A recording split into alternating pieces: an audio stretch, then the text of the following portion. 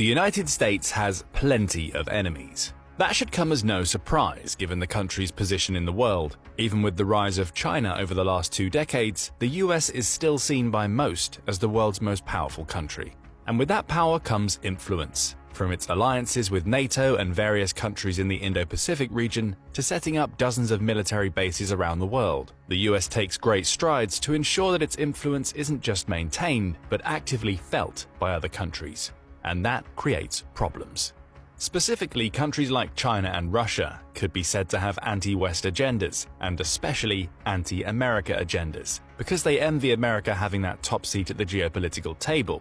That's an opinion shared by many in the US, at least according to a Gallup poll conducted in 2016, which asked Americans to name who they believed were their country's top enemies. North Korea topped the list 8 years ago with 16% of the vote, though Russia was a close second with 15%. Iran and China, receiving 14% and 11% respectively, were also identified as potential enemies, showing that the American people believe that if a threat were to come to the country's mainland, it would come from one of those countries. But there's bad news for America's enemies. No matter how much they hate the United States and would want to see it lose its influence over the rest of the world, the fact is that it's practically impossible for them to do anything about it. A military invasion would be incredibly difficult for many reasons, all of which we're going to cover in this video.